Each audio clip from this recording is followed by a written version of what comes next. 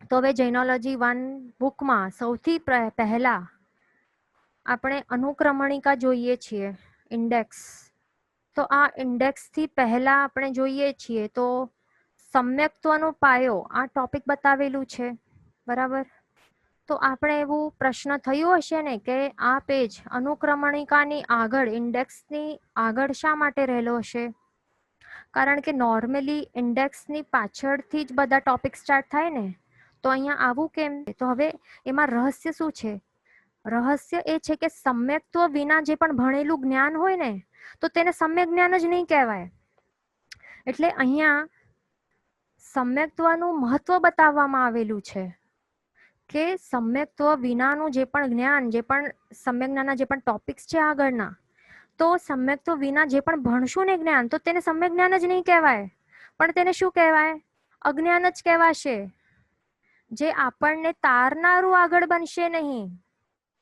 એટલે સમ્યક્ત્વની ગેરહાજરીમાં જે પણ પ્રાપ્ત થયેલું જ્ઞાન હોય ને, તો તેને શું કહેવાય? સમ્યક્ત્વની ગેરહાજરીમાં પ્રાપ્ત થયેલા જ્ઞાનને અજ્ઞાન અથવા તો મિથ્યા જ્ઞાન કહેવાય છે. એવા જ્ઞાનને સમ્યક જ્ઞાન નહીં કહેવાય. તો આ કેમ? તો એ આપણા મગજમાં બરાબર હમણાં બેસશે નહીં, પણ એ બરાબરથી આપણે સમજીશું. કારણ કે આ બેઝ છે, આ મૂળ છે, એના વગર આપણે જો આગળ વધશું તો પછી જેમ આપણે કહ્યું કે સમ્યક્ત્વ વગરનું જ્ઞાન તે કેવું? મિથ્યા જ્ઞાન, અજ્ઞાન કહેવાય. તો કેવી રીતે એ આપણે સમજીશું? તો સમ્યક જ્ઞાનની વ્યાખ્યા શું છે? તો સમ્યક જ્ઞાનની જો વ્યાખ્યા આપણને ખબર હોય ને, તો એની અંદર જ આપણને આન્સર આવી જશે. તો સમ્યક જ્ઞાનની વ્યાખ્યા શું છે? સમ્યક દર્શન સહિતનું જ્ઞાન, તો તેને જ સમ્યક જ્ઞાન કહેવાય છે. સમ્યક જ્ઞાનની વ્યાખ્યા શું છે? સમ્યક દર્શન સહિતનું જ્ઞાન. સમ્યક દર્શન એટલે કે સાચી માન્યતા. તો સાચી માન્યતા સહિતનું જ્ઞાન, તેને જ સમ્યક જ્ઞાન કહેવાય છે. બરાબર. આ વ્યાખ્યા મગજમાં એકદમ પ્રોપરલી ફિટ બેસાડી દેજો. તો હવે એ કેવી રીતે? તો એ આપણે સમજવા માટે આપણે એક એક્ઝામ્પલ સાથે સમજીશું. તો હવે સમજો કે એ જે અભવીનો જીવ હોય ને, તો અભવીનો જીવ એ ગણધર ભગવંત દ્વારા જે રચના કરેલી હોય ને, દ્વાદશાંગી જે છે, તો તે એ ગણધરકૃત હોય, ગણધર ભગવાન દ્વારા રચિત હોય છે. તો એ સાક્ષાત ગણધર ભગવાન દ્વારા રચિત દ્વાદશાંગીમાંથી જો કોઈ અભવીનો જીવ એ 11 અંગ સાથે સાથે 9.5 પૂર્વ જેટલું જ્ઞાન ભણી લે. કેટલું જ્ઞાન? દ્વાદશાંગીમાં કેટલા અંગ હોય? 12 અંગ હોય છે.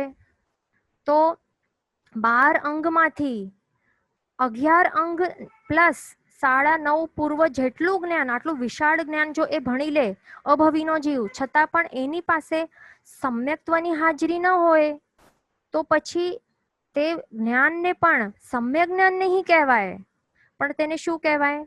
મિથ્યા જ્ઞાન જ કહેવાશે, એને અજ્ઞાન જ કહેવાશે. અને આ અભવીના જીવ માટે આ 11 અંગ પ્લસ 9.5 પૂર્વ જેટલું જ્ઞાન જે છે ને, તો એ માત્ર ઇન્ફોર્મેશન રૂપ જ બનીને રહેશે, પણ એને એ કાંઈ મોક્ષ નહીં અપાવશે આગળ. આ એક એક્ઝામ્પલથી આપણે સમજ્યા. હવે બીજો એક્ઝામ્પલથી આપણે સમજો. આ એકદમ બેઝિક છે અને એકદમ ઇમ્પોર્ટન્ટ છે, તો બધા ધ્યાનથી સાંભળજો અને એકદમ મગજમાં ફિટ બેસાડી દેજો કે સમ્યક્ત્વનું અહીંયા મહત્વ શું છે. તો તે જ બતાવવા ગુરુદેવે અહીંયા બુકની સંકલન કરવામાં આવેલી છે, તો ઇન્ડેક્સથી આગળ જ મૂકેલું છે આ પેજ. વિચારો કેટલી વિચારકતા એમની. તો હવે આ રહસ્ય પણ સમજવાનું કેટલું ઇમ્પોર્ટન્ટ છે. તો હવે આપણે આ બીજા એક્ઝામ્પલથી સમજીશું. હવે એક દ્રષ્ટાંત છે આપણા શાસ્ત્રમાં. હવે એ ગુરુ ભગવંત હતા, તો એ પોતાના શિષ્યોને 14 પૂર્વની વાંચના આપતા હતા. 14 પૂર્વની વાંચના પોતાના શિષ્યને આપતા હતા. તો ત્યારે શું થયું? એ વખતે એક માછીમાર એ બહારથી જઈ રહ્યો હતો, માર્ગમાંથી પસાર થઈ રહ્યો હતો, તો એની કાનમાં આ વાત પડી ગઈ. તો એ વખતે એ ઊભા રહીને સાંભળવા ઊભો રહી ગયો. તો એ વખતે શું ચાલી રહ્યું હતું કે સમૂર્છિમ માછલાઓ હોય ને, સમૂર્છિમ એટલે કે શું? કે જે માતા પિતાના સંયોગ વગર જેમની ઉત્પત્તિ થાય, એટલે અમુક સંયોગોનું મિશ્રણ થાય, અમુક કન્ડિશન્સ, વાતાવરણના અમુક કન્ડિશન્સ અથવા તો અમુક ચીજોનું મિશ્રણ થાય તો એ વખતે જે ઉત્પન્ન થાય માતા પિતાના સંયોગ વગર તો તેને સમૂર્છિમ કહેવાય છે જીવો. તો સમૂર્છિમ માછલાઓને કેવી રીતે ઉત્પન્ન કરવું, કેવા સંજોગોમાં ઉત્પન્ન થાય તો તેની વિશે વાચના ચાલતી હતી.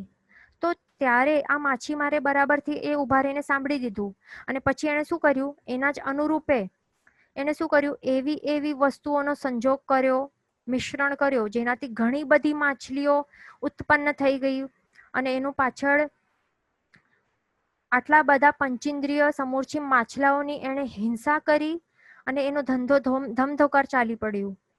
પછી આ વાર્તામાં આગળ શું થયું તો એ હમણાં આપણે વાત નહીં કરશું, પણ આટલું દૃષ્ટાંતથી સમજાવવાનું આપણને શું છે, આપણને સમજવાનું શું છે અહીંયા કે સમ્યક્ત્વની ગેરહાજરીમાં રહેલા જે આ માછીમાર છે એની અંદર સમ્યક્ત્વની ગેરહાજરી છે.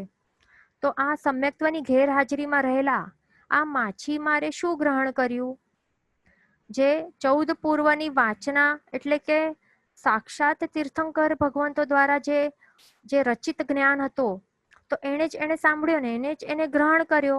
પણ આ જ જ્ઞાન એ માછીમાર માટે એ સમ્યક જ્ઞાન રૂપે એ પરિણમ્યો નહીં, પણ એ જ્ઞાન આ માછીમાર માટે મિથ્યા જ્ઞાન મિથ્યા જ્ઞાન તરીકે એ ટ્રાન્સફોર્મ થઈ ગયો. બરાબર. અને આ મિથ્યા જ્ઞાનનો ઉપયોગ કરીને આ માછીમારે શું કર્યું, આગળ પંચેન્દ્રિય માછલીઓનો ઉત્પત્તિ કરીને ઘોર હિંસા કરી અને ચીકણા કર્મોનો બંધ કર્યો અને આગળ આ મિથ્યા જ્ઞાન એના માટે દુર્ગતિમાં ધકેલનારું બનશે. એ મોક્ષ તો એને અપાવી જ નહીં શકશે. તો અહીંયા આ દૃષ્ટાંતથી આપણે શું શીખ્યા કે સમ્યક્ત્વની ગેરહાજરીમાં મિથ્યાત્વ તો રહેલું હોય છે જીવમાં. સમ્યક્ત્વની ગેરહાજરી હોય એટલે શું હોય, શેની હાજરી હોય, મિથ્યાત્વની હાજરી હોય જીવમાં. અને સમ્યક્ત્વના સહિતના જ્ઞાનને શું કહેવાય, સમ્યક જ્ઞાન કહેવાય. બરાબર. સમ્યક્ત્વના સહિતના જ્ઞાન ને સમ્યક જ્ઞાન કહેવાય. પણ મિથ્યાત્વની હાજરીમાં રહેલા જ્ઞાનને શું કહેવાય, મિથ્યા જ્ઞાન કહેવાય. એટલે એ પાત્ર ઉપર ડિપેન્ડન્ટ છે, એમાં સમ્યક્ત્વની હાજરી છે કે નથી. બરાબર. એટલે આટલું આપણે ક્લિયર કરી દીધું. એટલે અહીંયા સમ્યક દર્શનનું ઇમ્પોર્ટન્સ કેટલું છે તે આપણે જોયું. અને સમ્યક દર્શન, સંકિત, સમ્યક્ત્વ આ બધા જે પણ વર્ડ્સ આવે છે તો તે બધા એક સેમ જ છે, સિનોનિમ્સ છે.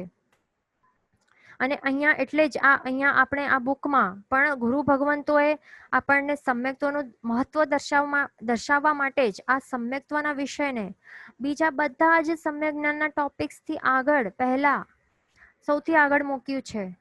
કારણ કે આટલું બધું ભણી લીધા બાદ પણ જો સમ્યક્ત્વ નહીં હશે તો આ જ્ઞાન આપણા માટે તારનારું બની નહીં શકશે, પણ માત્ર કેવું ઇન્ફોર્મેશન રૂપ બનીને રહેશે. એટલે જ આ જૈનોલોજી ચેપ્ટર સ્ટાર્ટ કરતા પહેલા આપણને સમ્યક દર્શન પ્રાપ્ત કરવું કેટલું ઇમ્પોર્ટન્ટ છે તો એની ઇમ્પોર્ટન્સ આપણે જાણવું બહુ જરૂરી છે. આજે આગળ શાસ્ત્રકાર ભગવંતો એમ પણ કહે છે કે સમ્યક દર્શન વિના જે પણ તપ જપ કરવામાં આવે તો તે પણ તારનારા નથી બનતા. હવે આજ સુધી કેટલી વખત આપણે ચારિત્ર ગ્રહણ કર્યું હશે? શાસ્ત્રકાર ભગવંતો કહે છે કે જેટલી વખત ચારિત્ર ગ્રહણ કર્યું હશે ને તો એટલા રજોહરણનું ભેગા કરીને ઢગલા કરવામાં આવે તો મેરુ પર્વત જેટલો મોટો ઢગલો બની જાય છે. એટલે આટલી વખત આપણે દીક્ષા લીધી છે આજ સુધી, તો પણ શા માટે આપણને હજી સુધી મોક્ષની પ્રાપ્તિ થઈ ન હતી? તો એનું એ જ રીઝન છે કે સમ્યક દર્શનની પ્રાપ્તિ આપણને એના ઉપર આપણે લક્ષ્ય કર્યો જ નથી. બરાબર. અને અભવીનો જીવ હોય ને તો એ પણ આટલા હાઈ લેવલનું ઉત્કૃષ્ટ ચારિત્રનું ધર્મનું પણ પાલન કરે ને કે માખીની પાંખ પણ ડૂબે નહીં, એટલું ઉત્કૃષ્ટ લેવલનું આવા ઉત્કૃષ્ટ ક્રિયા એ પાલન કરે અને એવું ચારિત્ર ધર્મ પાલન કરે છતાં તેઓ મોક્ષ પ્રાપ્ત નથી કરી શકતા. કારણ કે એની અંદર સમ્યક્ત્વની હાજરી રહેલી જ નથી. માત્ર નવગ્રહવ્યક સુધી જઈને એ અટકી જાય છે. બરાબર. વળી આગળ સમ્યક દર્શન તે આટલું મહત્વનું છે કે તે લીધા વગર સમ્યક દર્શનના જે પણ વ્રત છે તો એ વ્રત ઉચ્ચારણ વગર દીક્ષા પણ લેવાતી નથી. એટલે દીક્ષાના જે પણ વિધિ હોય છે તો એમાં 5 મહાવ્રતનો સ્વીકાર કરવામાં આવે છે. તો એની આગળ સમ્યક્ત્વ વ્રતનો સ્વીકાર કરવામાં આવે છે સૌથી ફર્સ્ટ. અને એને 1 2 3 કઈ કરીને નંબર પણ નથી આપેલો. હવે આપણે આપણા અતિચારમાં પણ જોયું હશે, શ્રાવકના જે લઘુ અતિચાર બૃહદ અતિચાર હોય છે એની અંદર પણ આપણે જોયું હશે કે આ 12 વ્રત વગેરે છે તો એની આગળ જ સમ્યક્ત્વ વ્રતનું આગળ એના અતિચારો લખેલા હોય છે. એટલે સમ્યક્ત્વના શુદ્ધિકરણ માટે અતિચારો લખેલા હોય છે. એ પણ 12 વ્રતની આગળ એને કોઈ નંબર આપેલું જ નથી, કારણ કે એ અન્ડરસ્ટુડ છે. સમકિત શું કહેવાય છે? સમકિત મૂળ 12 વ્રત. સમકિત શું છે? મૂળ છે. આ 12 વ્રતોનું આ મૂળ છે. મૂળમાં જ સમકિત ન હશે તો આખું ઝાડ રૂપી ધર્મ કેવી રીતે પરિણમશે? ઉગશે જ કેવી રીતે?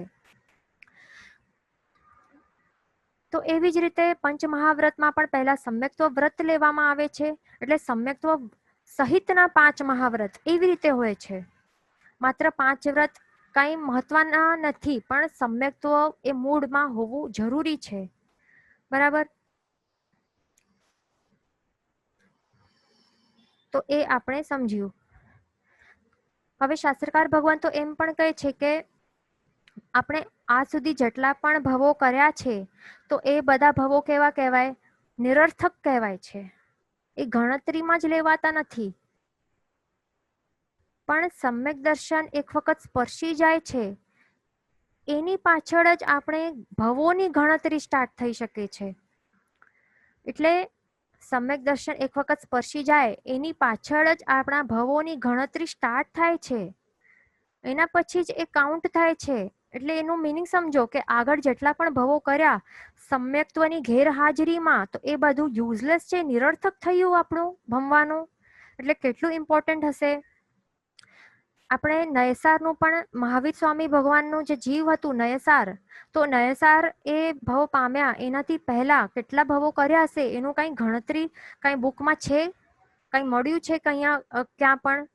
એનું કઈ મિનિંગ જ નથી. પણ જ્યારે નયસારનું ભવ કર્યું અને એની અંદર એમને સમ્યક દર્શનનું સમ્યક દર્શનની પ્રાપ્તિ થઈ તો ત્યારથી જ એ ફર્સ્ટ ભવ ગણાય છે. મહાવીર સ્વામીનું પણ વિચારો.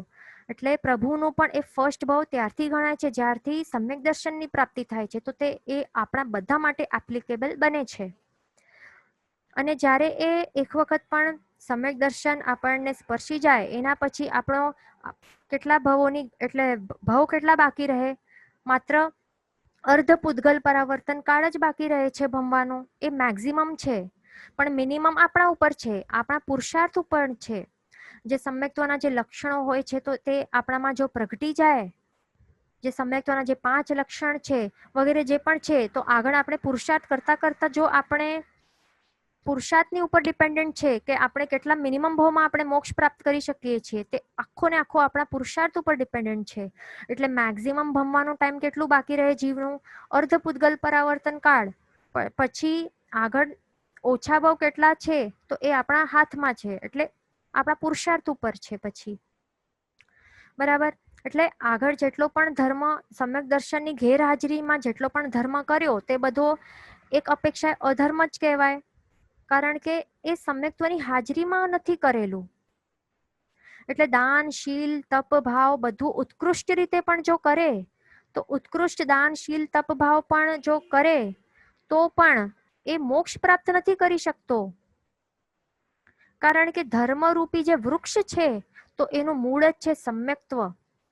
જો સમ્યક્ત્વ એ મૂળમાં જ ન હોય તો ધર્મનો વૃક્ષ પણ ઉગી નહીં શકશે. બરાબર? સમ્યક્ત્વ એક વખત સ્પર્શી જાય તો આપણો મોક્ષ તો નક્કી થઈ જ જાય છે. એટલે સ્ટેમ્પ લાગી જાય છે. એટલે એના પ્રાપ્તિ માટે આપણને સતત પુરુષાર્થ અને પ્રયત્ન કરતા રહેવાનું છે. એ ખાસ ધ્યાન રાખવાનું છે. અને વળી બીજો ઇન્ટરેસ્ટિંગ ફેક્ટ શું છે? શાસ્ત્રકાર ભગવાન તો કહે છે કે સમ્યક દર્શન પ્રાપ્ત થાય એનું મિનિંગ શું સમજવાનું? ઓટોમેટિકલી સમ્યક જ્ઞાનની પણ પ્રાપ્તિ થઈ જાય છે. એટલે એ બંને સાથે સાથે જ હોય. એક હોય તો બીજો હોય, એક ન હોય તો બીજો પણ ન હોય. સમ્યક દર્શન ન હોય તો સમ્યક જ્ઞાન પણ ન હોય, અને સમ્યક દર્શન હોય તો કમ્પલસરી સમ્યક જ્ઞાન પણ હોય છે એ સમજી લેવાનું. બરાબર. અને પછી આગળ જો સમ્યક આચરણ કરવામાં આવે તો સમ્યક એને શું કહેવાય? સમ્યક ચારિત્ર એમ કહેવાય છે. અને આ ત્રણે ત્રણ શું છે? સમ્યક દર્શન, સમ્યક જ્ઞાન અને સમ્યક ચારિત્ર. આ ત્રણે ત્રણ શું કહેવાય છે? એ મોક્ષ માર્ગ કહેવાય છે. તત્વાર્થ સૂત્રમાં આવે છે પહેલી જ ગાથામાં, સમ્યક દર્શન જ્ઞાન ચારિત્રાણી મોક્ષ માર્ગ. એટલે કે આ જ મોક્ષ માર્ગ છે. આ ત્રણે છોડીને કોઈ ચોથો મોક્ષ માર્ગ નથી, કે કોઈ બાયપાસ કે શોર્ટકટ કે લોંગ કટ કે કોઈ પણ કટ, એવું કોઈ પણ માર્ગ નથી. માત્ર ને માત્ર આપણને જો મોક્ષ સુધી પહોંચવાનું છે તો એને સ્કીપ કર્યા વગર જવાશે જ નહીં. આ ત્રણે ત્રણની આરાધના કરવી જરૂરી છે, તો તેનાથી જ મોક્ષની પ્રાપ્તિ થઈ શકશે. હવે ઉત્તરાધ્યાયન સૂત્રમાં પણ મહાવીર સ્વામી ભગવંતે 4 અત્યંત દુર્લભ વસ્તુ બતાડી છે. તો એની અંદર એટલે દુર્લભ વસ્તુ એટલે કે શું હોય?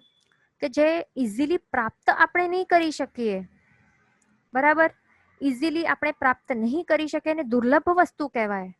તો સૌથી પ્રથમ છે મનુષ્ય ભાવ, બીજું છે જીનવાણી શ્રવણ, ત્રીજું છે જીનવાણી ઉપર શ્રદ્ધા, શ્રદ્ધા એટલે કે સમ્યક્ત્વ, અને ચોથું છે સમ્યક ચારિત્ર. આ 4 અત્યંત દુર્લભ વસ્તુઓ મહાવીર સ્વામીએ બતાવી છે. તો પહેલું તો આપણે મળી ગયું છે મનુષ્ય ભાવ. એ પણ કેટલું દુર્લભ છે. તો મનુષ્ય ભાવની દુર્લભતા કહેતા બતાડે છે કે આ વિશ્વમાં મનુષ્યોની જે સંખ્યા હોય છે ને, તો એ કઈ અસંખ્યતા નથી. એ ખાસ ધ્યાન રાખવાનું. મનુષ્યો કેટલા છે આ વિશ્વમાં? ગણતરીના છે, સંખ્યાતા છે. અને એ પણ એક 29 નંબરનું એક ડિજિટ આવેલું છે. તો 29 નંબરનું ડિજિટમાં જ એટલા એ સમાયેલા છે. ઉપર નીચે થોડુંક થાય પણ બહુ વધારે ડિફરન્સ થતો નથી. સંખ્યાતા મનુષ્ય આ વિશ્વમાં રહેલા છે. અને આખા 14 રાજલોકમાં કેટલા જીવો છે? ટોટલ અનંતા જીવો છે ને. એક ઇન્દ્રિય અનંતા છે, બે ઇન્દ્રિય, તેન્દ્રિય, ચૌરિન્દ્રિય, પંચેન્દ્રિય કેટલા છે? દરેક અસંખ્યાતા એવી રીતે છે.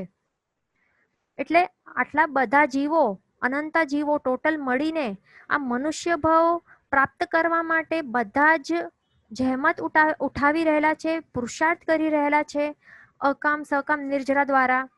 એટલે મનુષ્ય ભાવ પ્રાપ્ત કરવા માટે એ ઘણા ઉમેદવારો, ઘણા કેન્ડિડેટ્સ એવી રીતે લાઈનમાં ઉભેલા છે. પણ હમણાં આપણને વિચારવાનું છે, આપણને આવી રીતે મળી ગયું છે. આ સંખ્યાતા જે નંબર છે એની અંદર આપણને આ સીટ મળી ગઈ છે મનુષ્યોની. તો હવે આપણને શું કરવાનું? ટ્રાય બીજી જે દુર્લભ વસ્તુ છે જીનવાણી શ્રવણ, તેના માટે આપણને પુરુષાર્થ કરવું જોઈએ એ મેળવવા માટે. તો એ પણ આપણને સુલભતાથી મળી ગઈ છે. બરાબર ને? તો હવે ત્રીજી વસ્તુ શું છે? જીનવાણી ઉપર શ્રદ્ધા એટલે કે સમ્યક દર્શન. તો સમ્યક દર્શનની પ્રાપ્તિ કરવા માટે આપણને હમણાં આ ભાવ મળેલું છે, એનું પુરુષાર્થ કરવા માટે, એ મેળવવા માટે આપણને પુરુષાર્થ કરવા માટે શાસ્ત્રકાર ભગવંતો કહે છે. પણ એને શું કહેવાય છે? સમ્યક દર્શનને, સમ્યક દર્શન, જ્ઞાન, ચારિત્ર, આ ત્રણે ત્રણને શું કહેવાય છે? રત્નત્રયી કહેવાય છે. રત્નત્રયી એટલે કે શું? રત્નત્રયી, આ ત્રણેયને દુર્લભ રત્ન કહેવાય છે. બરાબર ને?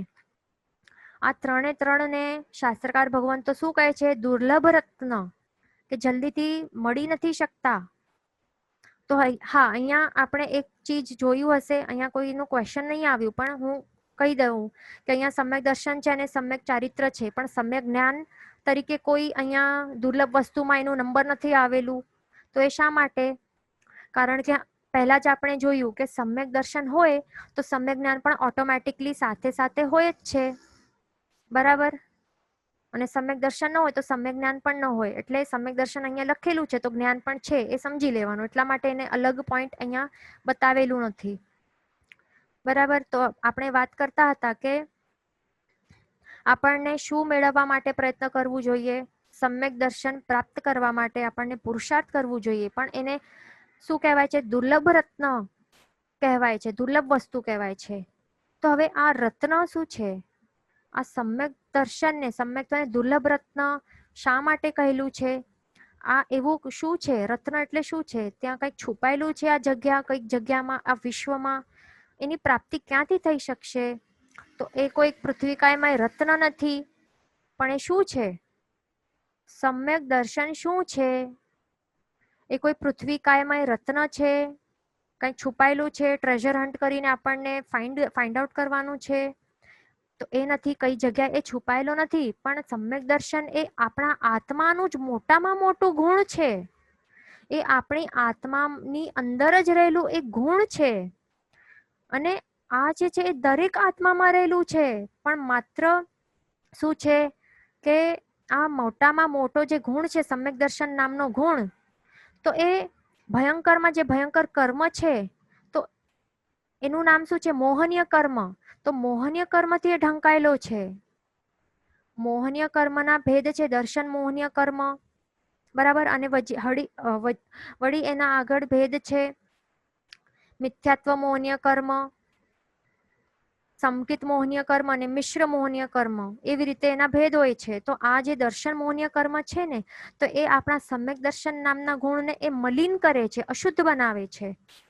તો આ સમ્યક્ત્વને અશુદ્ધ કરનાર આ મિથ્યાત્વ રહેલો છે. એટલે આપણને આ મિથ્યાત્વ રૂપી જે અંધકાર છે, તો એને હટાવવું જરૂરી છે. તો એના માટે સમ્યક દર્શન એ પ્રગટાવવું જરૂરી છે. તો સમ્યક દર્શનની વ્યાખ્યા શું છે? આપણે ઘણી વખત આપણે સિમ્પલ વર્ડ્સમાં આપણે સાંભળેલી છે કે સુદેવ, સુગુરુ, સુધર્મ ઉપર શ્રદ્ધા. તો તે જ સમ્યક દર્શન છે. એ આપણે સિમ્પલ વ્યાખ્યા આપણે ઘણી વખત સાંભળી છે, બરાબર. તો એ શું છે? તો આ હમણાં આપણે જે વિવેચન કરશું તો એ આપણને આગળ પણ કામ આવશે. અરિહંત ભગવાનની ઓળખાણ આ ફર્સ્ટ ચેપ્ટર છે, તો એના માટે પણ આ હમણાં આપણે જે વિવેચન કરશું સુદેવનું, તો એમાં પણ કામ આવશે, બરાબર. તો હવે સમ્યક્ત્વની વ્યાખ્યા એટલે કે સુદેવ, સુગુરુ, સુધર્મ ઉપર શ્રદ્ધા. તો હવે સુદેવ કેવા હોય? કોણ હોય સુદેવ? તો એ પહેલા તો આપણે આપણી બુદ્ધિથી પહેલા ચકાસી લેવા, ચેક કરી લેવાના. આપણે શું કરતા હોય, 10 જણ હોય, 10 દેવો હોય આગળ બહાર, અલગ અલગ મંદિરોમાં 10 પ્રકારના અલગ અલગ દેવો હોય છે. તો બધાને પહેલા આપણને ચેક કરી લેવાના આપણે બુદ્ધિથી કે કોણ સાચા દેવ કહેવાય, કોને સુદેવ કહેવાય. એ બધું આપણને ચેક કરી લેવાનું. હવે સુદેવ એટલે કે ભગવાન. તો ભગવાન તરીકે કયા વ્યક્તિને સ્થાન આપવું જોઈએ આપણા જીવનમાં? તો સુદેવ કેવા હોવા જોઈએ? 100% જે પરફેક્ટ હોય એને જ ભગવાન કહી શકાય. એટલે કે 100% ગુણવાન હોય, 100% દોષ રહિત હોય, એવા જ જે વ્યક્તિ હોય તો તેને શું કહેવાય? એને જ સુદેવ કહી શકાય, એને જ ભગવાન તરીકે માનવાનું, બરાબર. જે 100% ગુણવાન હોય અને 100% દોષ રહિત હોય, આ એક જ કન્ડિશન છે. તો આ કન્ડિશન ઉપરથી બધા જ એક એક દેવોને ચકાસવું પોતાની બુદ્ધિ દ્વારા, અને પછી ચેક કરવાનું કે શું આ દેવને હું માની રહ્યો છું, એના સમક્ષ હું માથો મસ્તક નમાવી રહ્યો છું, તો શું આ 100% ગુણવાન છે? શું આ જે છે તે 100% દોષ રહિત છે? જો આવું જે કન્ડિશન છે તો એ જે ફૂલફિલ કરે છે તો તેને જ હું ભગવાન માનીશ, એને જ હું સુદેવ તરીકે કહીશ. એવું એક કન્ડિશન ફિક્સ કરી લેવાનું. પછી પોતાની બુદ્ધિથી ચેક કરવાનું. પછી આપણને જે પણ દેખાય કે કોઈક શસ્ત્રો ધારણ કરેલા હોય, કોઈકના પાસે ગદા, ચક્ર હોય, ત્રિશૂલ હોય, ધનુષ હોય, બાણ હોય, તલવાર હોય, અલગ અલગ પ્રકારના આ બધા શસ્ત્રો હોય છે. તો એ જોઈને, એ બધાનું દર્શન કરીને આપણામાં ભાવ કેવા આવે? ત્યારે ક્રોધવાળા, દ્વેષવાળા ભાવ આવે. અને એમને જોઈને એ શા માટે રાખતા હોય? જો પોતે દેવ તરીકે જો સમર્થ હોય, જો પોતે બળવાન હોય, તો એમને શસ્ત્ર શા માટે રાખવા પડે? શું તે કોઈથી ભયભીત છે, ડરેલા છે કોઈથી? શા માટે એને આ શસ્ત્ર રાખવા પડે છે? અથવા તો પોતાના સેલ્ફ ડિફેન્સ માટે એ રાખતા હોય છે કે શત્રુ વધ માટે રાખતા હોય છે? જો શત્રુ વધ માટે એ રાખતા હોય તો એના ઉપરથી આપણને ખબર પડે છે કે એની અંદર દોષો રહેલા છે. ક્રોધ, દ્વેષ, હિંસા એવા દોષો રહેલા છે. એટલે એનું મિનિંગ શું છે? 100% દોષ રહિત નથી, 100% ગુણવાન નથી, બરાબર. પણ એમ કહેવાય શું છે કે ક્ષમા વીરસ્ય ભૂષણમ, એવી રીતે કહેવાય છે. એટલે ક્ષમા એટલે શું છે? ક્ષમા તે વીરનું આભૂષણ છે. જે વીર હોય ને એમનું એ આભૂષણ છે. એટલે જે ડરપોક હોય ને, ડરપોક, તો એને જે શસ્ત્ર જે હોય છે, વેપન્સ, તો એને જ રાખવા પડે છે. કારણ કે ક્ષમા એ વીરનું આભૂષણ હોય. જે એકદમ બ્રેવ હોય એના પાસે કયો શસ્ત્ર હોય? ક્ષમા નામનું ગુણ હોય, એમના પાસે કોઈ શસ્ત્ર ન હોય. તો આપણા અરિહંત ભગવાન એ કેવા છે? તો એ નીડર છે. એમણે 7 ભાઈને હરાવ્યું છે. એમના પાસે તો એક પણ શસ્ત્ર નથી, પણ એમના પાસે ક્ષમા નામનું આભૂષણ છે. એટલે એમણે શું કર્યું છે? બહારના જે પણ બાહ્ય જે શત્રુઓ છે એમને તો એ તો કાંઈ નહીં કરે, પણ એમને શું કર્યું છે? અંતરના જે આંતરિક શત્રુઓ છે, કર્મરૂપી જે શત્રુઓ છે, તો એમને જે હરાવ્યું છે, જે રાગાદી જે પણ શત્રુઓ છે, આંતરિક શત્રુઓ એને હણ્યા છે. અને આંતરિક શત્રુઓ જ નિમિત્ત બને છે. બાહ્યના બહારથી શત્રુઓ શા માટે આવે છે? જ્યારે અંદરના શત્રુઓ રહેલા હોય છે, જે કર્મો હોય છે એમનો ઉદય હોય છે, તો ત્યારે જ એ બાહ્ય શત્રુ એ નિમિત્ત રૂપે આવી છે, આપણી સામે ઉભા રહીને આવી જાય છે આપણને ત્રાસ આપવા માટે. એટલે હરાવવું હોય તો કોને હરાવવું? આંતરિક શત્રુઓને. તો તે આપણા અરિહંત ભગવંતોએ એ જ કર્યું છે. અને અરિહંત ભગવાનને આપણે દર્શન કરીએ એમનું, તો ક્રોધ વાળા કે એ દ્વેષી એવા નથી, પણ કેવા છે? નીડર છે, એ ક્ષમાવાન છે, કરુણાવાળા છે, અને એ અસલી શૂરવીર છે. એમના પાસે એક પણ શસ્ત્ર નથી. તો એવા ભગવાનને કે શું, એવા જે વ્યક્તિ હોય એમને જ ભગવાન માનવા, એવા જ સુદેવ કહેવાય. પછી આગળ જે પણ સ્ત્રીઓ રાખનારા હોય છે, તો એ પણ એમને પણ ભગવાન નહીં કહેવાય. કારણ કે સુખ માટે, પોતાના સુખ માટે એ બીજા ઉપર ડિપેન્ડન્ટ રહેલા છે. પણ અરિહંત ભગવાન કેવા છે? એ બીજા કોઈ વ્યક્તિ ઉપર સુખ માટે ડિપેન્ડન્ટ નથી, પણ પોતાના આત્મિક સુખમાં એ રમણતા કરે છે. એ સાંસારિક સુખ, પૌદ્ગલિક સુખ છે, તો એને કેવી રીતે, કેવી દૃષ્ટિથી જોયે છે કે એ બધું ક્ષણિક છે, એ બધું સાચું સુખ નથી, પણ સાચું તો આત્મિક સુખ છે. તો એવી જ રીતે બીજા જે પણ મિથ્યાત્વી દેવદેવીઓ છે, તો એ આપણને સુખી, આપણે જો સુખની અપેક્ષાથી, સાંસારિક કે પૌદ્ગલિક સુખની અપેક્ષાથી જો આપણે એમની પાસે જઈએ અને એમને જો આપણે એમના પાસે મોક્ષ સુખ માંગીએ કે સાંસારિક સુખ બધું માંગીએ, પૌદ્ગલિક સુખ, તો એ કેવી રીતે આપી શકશે? મોક્ષ એટલે સાચું સુખ તો શું છે? મોક્ષ સુખ જ છે. સાંસારિક પૌદ્ગલિક વસ્તુઓ એ સાચું સુખ નથી. તો એ આપણને મિથ્યાત્વી દેવદેવીઓ એ આપણને સંપૂર્ણ સુખ, મોક્ષ સુખ એ કેવી રીતે આપશે? કારણ કે પોતે જ સંપૂર્ણ રીતે પોતે જ સુખી નથી. એ પોતે તો હજી સંસારમાં તો ભમી જ રહ્યા છે ને. પોતે જ એ મોક્ષ પ્રાપ્ત કરી નથી શક્યા હજી સુધી, મિથ્યાત્વી દેવદેવીઓ. તો આપણને મોક્ષ કોણ આપી શકે? જે પોતે મોક્ષ જેમણે પ્રાપ્ત કરી લીધો છે, તો એવા જ આત્માઓ આપણને મોક્ષ આપી શકે છે. બરાબર? એટલે એ ખાસ ધ્યાન રાખવાનું. અને વળી આપણો જો પુણ્યોદય હોય તો જ, કોઈ મિત્રદેવ હોય તો જ એ આપણને હેલ્પ પણ કરી શકે. નહીં તો જો આપણો પુણ્યોદય ન હોય તો મિત્રદેવ પણ આપણને કોઈ હેલ્પ કરી નથી શકવાનો. જેમ કે આપણે દૃષ્ટાંતો સાંભળ્યું જ છે સીતાનું, કે હમણાં એ અચ્યુતેન્દ્ર તરીકે એ 12મા દેવલોકમાં ઇન્દ્ર છે, અને લક્ષ્મણના દુઃખને જોઈને એમણે એ નરક સુધી ગયા અને એને નરકમાંથી કાઢવા માટે ઘણી કોશિશ કરી, છતાં લક્ષ્મણનું નિકાચિત દુઃખનું ઉદય છે, નિકાચિત પાપ કર્મોનું ઉદય છે, એના કારણે એને ભોગવવું જ પડશે.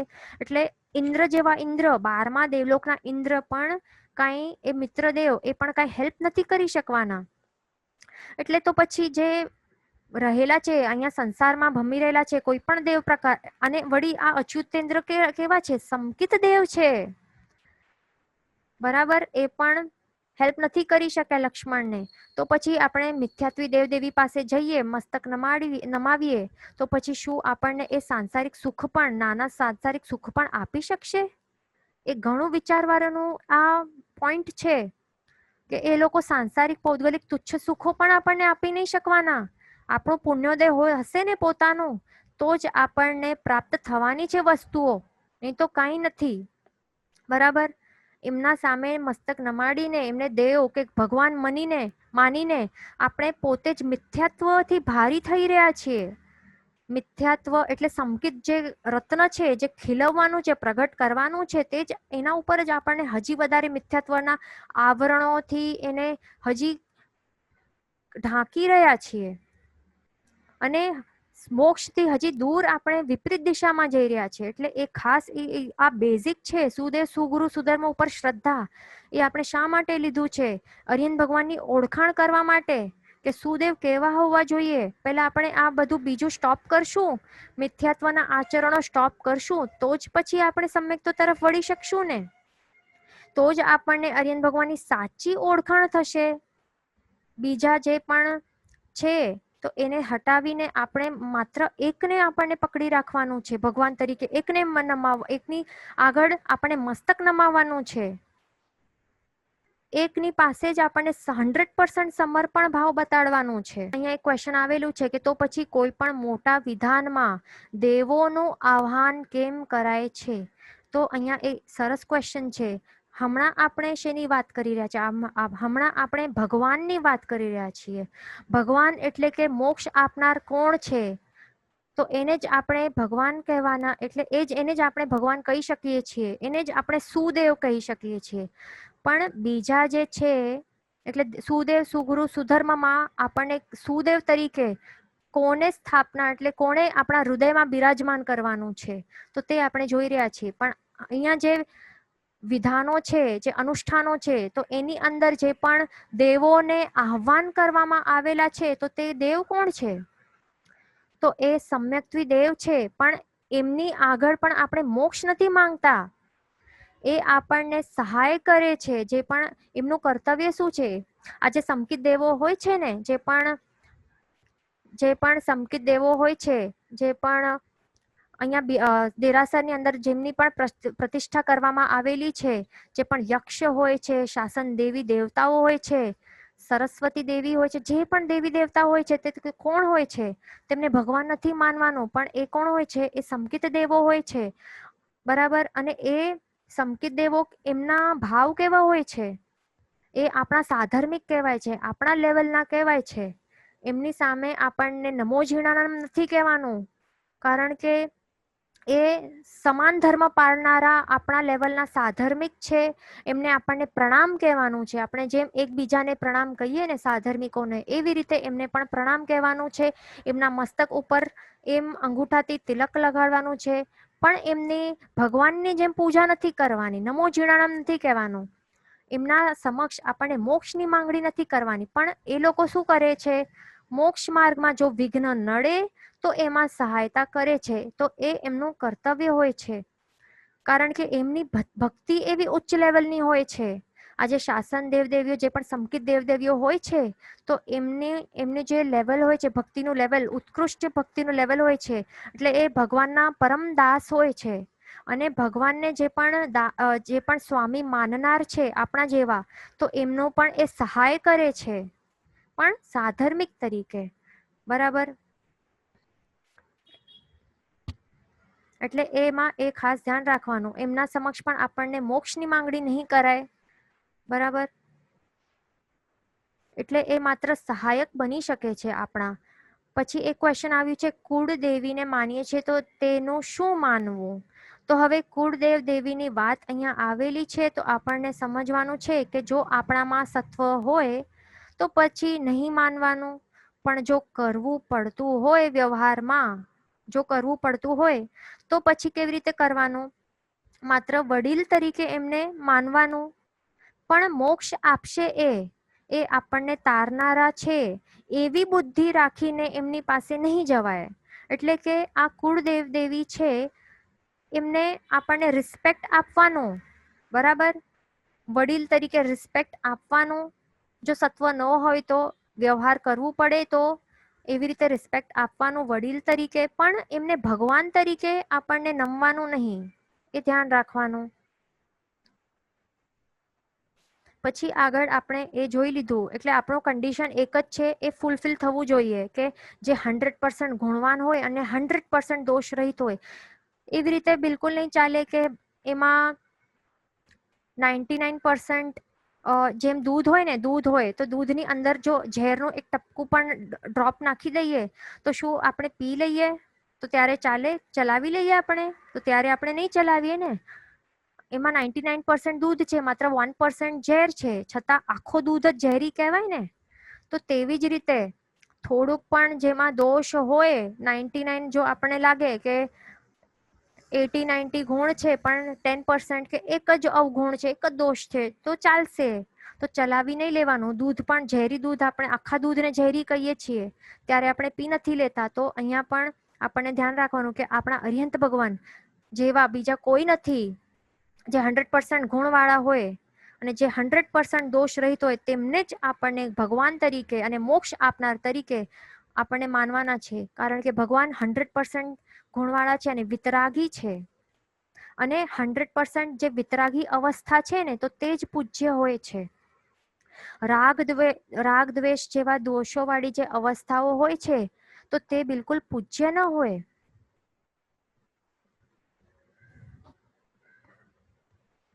બરાબર. એટલે અહીંયા આપણે આ ફરક જોઈ લીધું. જે સંકિત દેવદેવી છે એ સાધર્મિક કહેવાય, પણ ભગવાન તો 3 લોકના નાથ છે. એમની જગ્યા તો કંઈક અલગ જ છે. હવે નવકાર મહામંત્ર છે તો એની અંદર પણ આ જે દેવદેવી છે ને, ભલે સંકિત હોય કે મિથ્યાથી, કોઈ પણ દેવદેવીની જગ્યા નથી. એમને એક સ્થાન આપેલું નથી નવકાર મંત્રમાં પણ નવકાર મહામંત્રમાં પ્રથમ પદ નમો અરિહંતાણમ છે. એટલે કેટલું ફરક છે, જમીન આસમાનનો ફરક છે. ઇનફેક્ટ જે આપણા સાધુ સાધ્વી ભગવાન છે ને, એ પણ ઉચ્ચ લેવલમાં આવે છે. આ વાત બહુ ધ્યાન રાખવાની છે. હવે આપણે જો કમ્પેર કરીએ ને, હવે સાધુ સાધ્વીજી ગુરુ ભગવાન છે અને સામે જો દેવદેવીઓ છે, તો જે દેવદેવીઓ હોય ને એ પણ સાધુ સાધ્વીજી ગુરુ ભગવાન પાસે એ નમે છે, એમને વંદન કરે છે. પણ જે સાધુ સાધ્વી ગુરુ ભગવાન છે એ લોકો શું કરે? એ લોકો વંદન નથી કરતા દેવદેવીની સમક્ષ, પણ એ ધર્મ લાભ આપે છે. એ શું આપે છે? ધર્મ લાભ કરીને એમને ધર્મનું લાભ આપે છે, એવા આશીર્વાદ આપે છે. એટલે સાધુ સાધ્વી ભગવાન પણ ઘણી ઉચ્ચ કક્ષાએ બિરાજમાન છે દેવદેવીઓની કમ્પેર કરવામાં આવે તો. બરાબર. દેવદેવીઓ આપણે એ કયા લેવલ પર આવે? દેવદેવીઓ એ અવિરતિના ઉદયવાળા છે. બરાબર. એ ચોથા ગુણ સ્થાનક ઉપર જો સમ્યક્ત્વી દેવદેવી હોય તો ચોથા ગુણ સ્થાનક પર આવે. પણ સાધુ સાધ્વી ભગવાન એ 5મા ગુણ છઠ્ઠા ગુણ સ્થાનકે આવે છે, અથવા તો 7મા ગુણ સ્થાનક, એટલે 6th કે 7th ગુણ સ્થાનકે એમનું આટલું લેવલ હોય છે, ઉત્કૃષ્ટ લેવલ હોય છે. એટલે અહીંયા આપણને ગડબડ કરવાની નથી. સાધુ સાધ્વી ભગવાન પણ એમની સમક્ષ નમતા નથી, પણ એમને ધર્મ લાભ આપે છે. તો આપણને દેવદેવીઓને આપણે ભગવાન માનીએ તો એ કેવી રીતે સાધુ સાધ્વીજીની પણ હિલના ગણાય, અરિહંત ભગવાનની પણ હિલના ગણાય. બરાબર. એ ધ્યાન રાખવાનું છે આપણને. અહીંયા ક્વેશ્ચન આવેલું છે કે પદ્માવતી સરસ્વતી દેવી પૂજા મંત્ર સાધુ ઓલ્સો ડુ ઇટ. પણ એ શા માટે છે? એ ધર્મ આરાધનામાં એ સહાય કરે. શાસન જે પણ કાર્યો કરવામાં હોય છે તો એમાં એ સહાય કરે, એના માટે એ કરતા હોય છે. કારણ કે ભૌતિક રીતે જો આપણે જોઈએ ને તો એમની અંદર શક્તિ ઘણી રહેલી હોય છે. બરાબર. આપણી શક્તિ અને દેવતાઓની શક્તિ એમાં કેટલું ડિફરન્સ છે. અને એમણે તો પ્રતિજ્ઞા લીધેલી હોય છે. જે શાસન દેવદેવી હોય ને, જ્યારે શાસન સ્થાપના દિવસ હોય છે તો ત્યારે ભગવંત દ્વારા, અરિહંત ભગવાન દ્વારા એ નિયુક્ત કરવામાં આવેલા છે. કારણ કે એ પોતાની તત્પરતા બતાડે છે. આ જે શાસન દેવદેવી, સંકિત શાસન દેવદેવી, એ તત્પરતા બતાડે છે કે હું, એટલે એ પ્લેજ જેવું લે છે કે શાસનના કાર્યોમાં સહાયક બનશે અને વિઘ્નો કોઈને આવશે નહીં. જે આરાધક જીવો હોય છે, જે સાધુ સાધ્વીજી ભગવાન છે, એમના સહાય કરીશ, એવા માટે એવી રીતે એ પ્લેજ કરે છે, પ્રતિજ્ઞાબદ્ધ હોય છે.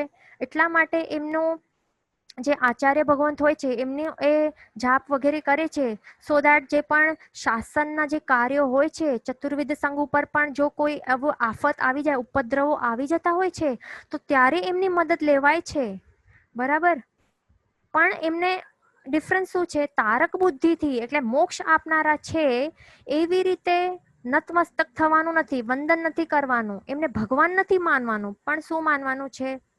સંકેત દેવદેવી તરીકે આપણને બહુમાન આપવાનું છે. એમને સાધર્મિકોની આપણે ભક્તિ કરીએ, સાધર્મિકો આપણે જેવી રીતે એકબીજા અને આપણે સાધર્મિક માનીએ છીએ મનુષ્યોને, તેવી જ રીતે જે સંકેત દેવદેવી હોય છે તો તે પણ આપણા સાધર્મિક છે, સમાન ધર્મ પાળનારા છે, આપણા લેવલના છે. પણ જે ઉત્કૃષ્ટ તરીકે આપણે આપણા મનુષ્યમાં પણ આપણે જોઈએ ને, કોઈ ઉત્કૃષ્ટ તપ કરતો હોય કે ઉત્કૃષ્ટ પૈસા દાન એ કરતા હોય છે ધાર્મિક ક્ષેત્રોમાં, એટલે ઉત્કૃષ્ટ તરીકેની કંઈક શાસન સેવા કરતા હોય છે, તો એમનું આપણે બહુમાન કરતા હોઈએ ને, બરાબર, બહુમાન કરતા હોઈએ, સાધર્મિક ભક્તિ કરતા હોઈએ, તિલક લગાડીએ, બધું કરતા હોઈએ. તો તેવી જ રીતે આ સંકેત દેવદેવીઓ હોય છે ને, તો એ પણ એ જ લેવલના ઉત્કૃષ્ટ રીતે ભક્તિ કરતા હોય છે. એમના માટે એમનું અહીંયા દેરાસરમાં એમની સ્થાપના કરવામાં આવેલી છે. એમનું જે લેવલનું જે ઉત્કૃષ્ટ ભક્તિ છે અને જે સહાય કરે છે, તો એના માટે એમને બહુમાન રૂપે એમને ત્યાં બિરાજમાન કરવામાં આવેલા છે, કારણ કે એ સહાયક બને છે. એટલે અહીંયા ખાસ એ ડિફરન્સ ધ્યાન રાખવાનું છે આપણને. એમને તારક બુદ્ધિથી નથી બાંધવાનું, પણ સાધર્મિક ભક્તિ, ઉત્કૃષ્ટ સાધર્મિક ભક્તિ, બહુમાન ભક્તિથી આપણને એમને પ્રણામ કહેવાનું છે. તો એ ખાસ ધ્યાન રાખવાનું.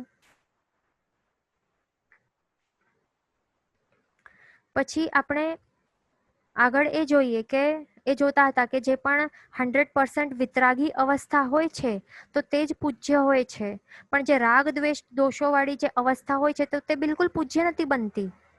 એટલે જ મહાવીર સ્વામી ભગવાન જે પણ જ્યારે ગૃહસ્થ અવસ્થામાં હતા તો ત્યારે પણ એમની એવા કોઈ ગૃહસ્થ અવસ્થાવાળી મૂર્તિ પ્રતિષ્ઠિત ક્યારે થવાની જ નથી. અથવા તો જ્યારે એ ત્રિપૃષ્ઠ વાસુદેવના ભાવમાં રહેલા હતા, વાસુદેવ હતા, છતાં એમની કોઈ પણ મૂર્તિ બનાવવામાં ઘડવામાં આવવાની નથી, એટલે એ પૂજ્ય જ નથી. કારણ કે એ બધી અવસ્થાઓ કેવી છે? વિકૃત અવસ્થા છે, દોષોવાળી અવસ્થા છે. પણ જ્યારે અરિયન ભગવાનને પણ જ્યારે કેવલ જ્ઞાન પ્રગટશે ને, પછી જ તે પૂજ્ય બનશે. મહારાજાના ભાવમાં એ વાસુદેવ હતા, હમણાં તે ક્યાં છે? ત્રીજી નરકમાં છે ને, અને એ ભવિષ્ય કાળમાં એ તીર્થંકર ભગવંત બનવાના છે. પણ એમની જે વાસુદેવપણાની જે મૂર્તિ હોય ને, તો એ મૂર્તિ એવી વાસુદેવપણાવાળી મૂર્તિ હોય, એટલે ચક્ર ધારેલી હોય, ચક્ર રત્ન સાથે હોય, અથવા તો પત્ની સાથે એમની મૂર્તિ હોય, તો એ શું પૂજ્ય હોય? એ નહીં હોય. કારણ કે એ કેવી છે? વિકૃત અવસ્થાવાળી છે, રાગ દ્વેષવાળી, ક્રોધવાળી, અલગ અલગ એવી વિકૃત અવસ્થાવાળી છે, તો તે પૂજ્ય નથી બનતી. વાસુદેવપણાની જે મૂર્તિ છે તો તે પણ જો અમમ સ્વામી તરીકે એમની સ્થાપના જો કરવામાં આવે, એટલે કે કેવી અવસ્થા? વિતરાગી અવસ્થા, સિદ્ધ અવસ્થા. જો એમાં પ્રતિષ્ઠા જો આચાર્ય ભગવંત કરે કોઈ દેરાસરમાં, તો જ એ પૂજ્ય બને છે, નહીં તો નહીં. એટલે મેન શું આપણને સમજવાનું છે અહીંયા? જે ગૃહસ્થ અવસ્થા છે તો તે બિલકુલ પૂજ્ય નથી. જે છદ્મસ્થ અવસ્થા છે તે પણ પૂજ્ય નથી. એટલું એકદમ ફિટ કરી લેવાનું છે, નહીં તો આપણને મિથ્યાત્વના આવરણો લાગતા જશે અને ક્યારે સંસારનો અંત થવાનું નથી. કુતૂહલ બુદ્ધિથી પણ ત્યાં જવાય જ નહીં, એટલે એ ધ્યાન રાખવાનું. આ સુદેવનું આપણે જોઈ લીધું કે સુદેવ કોને કહેવાય, ભગવાન કોને કહેવાય.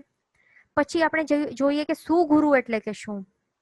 તો જે પંચમહાવ્રતધારી હોય, જે સર્વવીર્તિધારી હોય અને જે પ્રભુની બધી જ આજ્ઞાને માનતા હોય, તો એવા જે હોય ગુરુ ભગવંતો, એમને સુગુરુ કહેવાય છે. બરાબર? તો એમને જ આપણને સુગુરુ તરીકે માનવા જોઈએ. એમને સામે આપણને વંદન કરવું જોઈએ. કે કોઈ પણ ગૃહસ્થ હોય તો એમને આપણે સુગુરુ તરીકે સ્થાન કેવી રીતે આપી શકાય? જે આપણા જે સાંસારિક કાર્યો કરવા માટે અથવા તો બીજાને ત્રાસ આપવા માટે, કે વળી કુટુંબમાં રહેલા બીજા જીવો ઉપર ઈર્ષ્યાના કારણે, ઈર્ષ્યા ભાવના કારણે એમના ઉપર તંત્ર મંત્ર જે પણ કરાવે, તો એ બધું શું કેટલું યોગ્ય છે? આપણે જે પણ કરાવશું તો એ બધું બધાનું ફળ, નઠારા ફળો આપણને ભોગવવા પડશે. હમણાં જે સંપત્તિ મળી છે તો એનું જો આપણે મિસયુઝ કરશું તો એ આપણા ઉપર ભારી પડશે. સુગુરુ કોણ હોય? માત્ર 5 મહાવ્રતધારી, સર્વવીર્તિધારી જે હોય, જે પ્રભુની આજ્ઞાને માનતા હોય, બધી જ આજ્ઞાઓને એ માનતા હોય, તો એમને સુગુરુ કહેવાય છે. જેના આજ્ઞા વિરુદ્ધ બોલાયું હોય તો મિચ્છામી દુક્કડમ સર્વમંગલ માંગલ્યમ સર્વકલ્યાણ કારણમ પ્રધાનમ સર્વધર્માણમ જૈનમ જયતિ શાસનમ. પ્રણામ.